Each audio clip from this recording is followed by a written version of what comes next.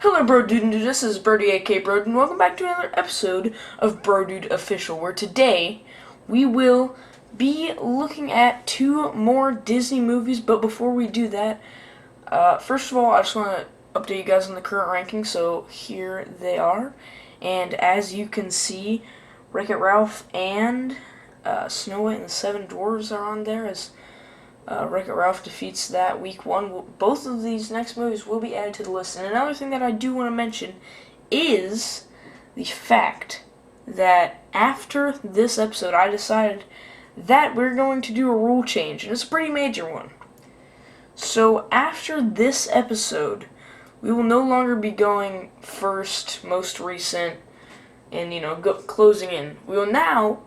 What I'll be doing is I'll be using a random number generator, and whatever number Disney movie it is, I'll be doing that movie. So it's just completely random. Just because it mixes it up a little bit more, because, I know what movies I'll be reviewing next, but in this case, I won't know. So, yeah, that's what I'm going to do, but let's get into these two movies, as this is the final week for these rules, as we are moving in first to Pinocchio. So, let's just go to the plot summary first. Pinocchio, a wooden puppet, gets brought to life after his maker wishes upon a star. Jiminy Cricket is assigned his conscience. Throughout the movie, Pinocchio learns how to be a good person, along the way having some bumps in the road. Pinocchio's father gets eaten by a whale. Pinocchio goes to save him, and Pinocchio turns into a real boy. So, yeah, this is a very interesting movie, to say the least. It had a lot more going on, I think, than Snow White, so you gotta respect it in that regard. And let's just get into a few of these notes here. First of all, the whole book again. Like, why is that a thing that we keep on doing? Like, I mean, come on. That's just kind of annoying. Like, it's just a lazy way to set up the plot with the whole opening up the book, and it's such a dumb cliche. Figaro's the cat, which is my old cat, so that's pretty awesome. I forgot about that. And I would say this is an interesting concept. I mean, now it's like everybody knows the whole Pinocchio story, but like back then, that's an interesting idea, just like bringing a wooden puppet to life. Like, it's very odd and very interesting. The songs in this, I'd say, are better than Snow White. They're an improvement. Give a Little Whistle is a good one. And I just gotta say, one of my notes here is just a little bit into the movie. It's just a charming movie. It's sort of in the same vein of Snow White and the Seven Dwarfs.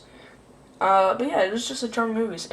And I do like all the characters in this one as well. Except, I think to a greater degree. Like, I really enjoy Jiminy Cricket, Pinocchio, and Pinocchio's father. And Figaro, for that matter. Yeah, overall the songs are pretty good. And, I like in this movie how Pinocchio, like, shows growth. Like, how he has bumps in the road as well. Like, he doesn't just immediately overcome his obstacles and stuff.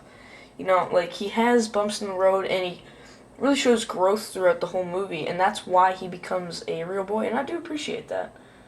And, a weird thing to note is that the whole growing of the nose isn't that prevalent in the movie as some, I guess, nostalgia would make you believe. But yeah, it only comes up like once, and it's not even a big deal at all. So, it's kind of weird looking back on that. Overall, this is a good movie, but it's not great. It's a solid movie. But I do really enjoy the whole climax with the whale. It just feels huge, and I do enjoy that. And I'd say that is the best scene / best moment / highlight. The best character, I would say, is Pinocchio, as he does really show a lot of growth, and you have to respect that, but I also did like the cat Figaro, and I actually liked a lot of characters in this. And I guess I had to go with the worst character, it'd be Cleo, the goldfish. She's not bad, it's just like, whatever, she doesn't do much. And there aren't really bad characters in this movie, so it was kind of hard, honestly. But yeah, that is Pinocchio. This was a quick review, but it was just a short, nice little movie. It was pretty alright. I don't think it's a timeless classic like some make it out to be, but it's a solid movie. It's a solid movie.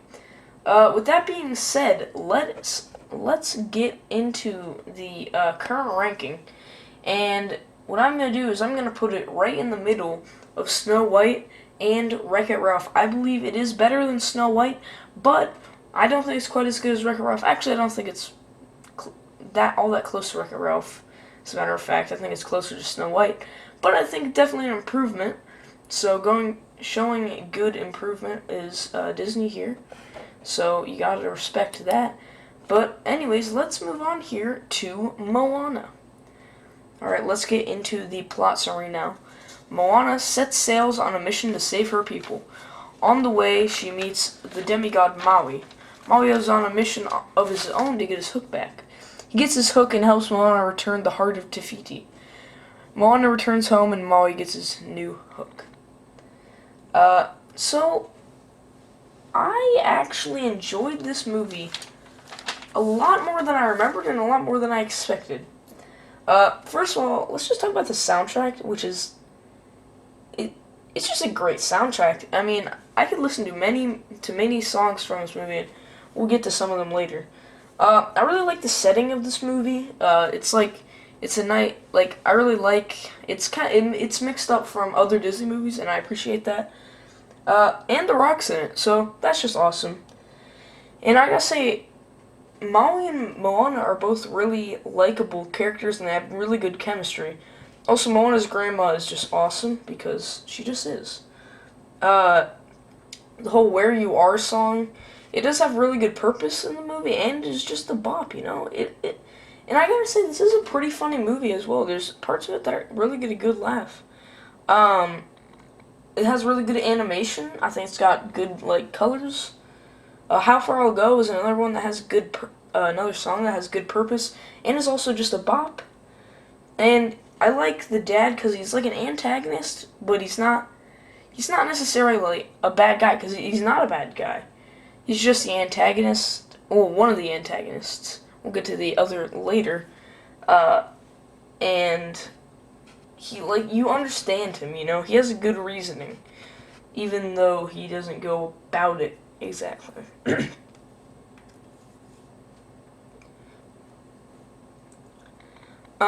I think, though, that the mother isn't all that great. She's kind of underused. She's underutilized. I don't think she does all that much in the movie. She could have done a little bit more. That Away song, whatever it's called, isn't that good and doesn't serve that much of a purpose, so it is alright. I will say a negative of this movie is that it has, like, interesting lore to it, and there's good reason for a lot of stuff, but it's hard to keep track of with some of the names and stuff sounding a bit similar, and it's kind of hard to keep up with just, like, name-wise, remembering what things are called and stuff like that. It's kind of hard sometimes to remember that, but it is an interesting plot that they have, so I do respect that very much. And another negative that I have is that Mona's grandma's death is kind of less impactful because she just returns later in the movie. So, it's just, eh. You're Welcome is just fun.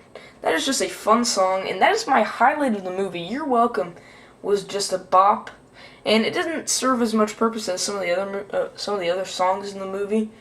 But man, that is just a fun song. So the little pirate guys, I think they're called the Kakamora, are just not necessary. Like, that whole thing, I guess it was just, like, more build-up, but that's sort of what the Crab Boy was for. So I don't know why they're here, really. I don't think they needed to be. The Kakamora are also my worst character on here. So Moana, and like I said before, Moana and Maui just have really good chemistry together, and you can just tell that throughout the whole movie. And Shiny is another incredible song that I just love. I love that whole sequence. It's just beautiful.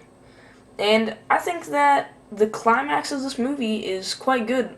You know, trying to return the heart of Te Fiti, and, you know, The Rock leaving. I just called him The Rock, didn't even call him Maui. Leaving, coming back. I thought it was a solid conclusion. Not as good as some of the other conclusions, not as good as some of the other climaxes, just because they're most of the time the best part of the movie so far, what we've looked at.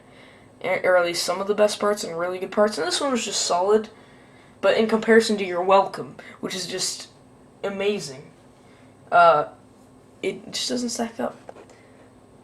But anyways, though, it isn't overall. It isn't a perfect movie, but it's just fun. And that's what I forget about this movie when I don't watch it for a while, but then I come back to it, is that it's just a fun movie.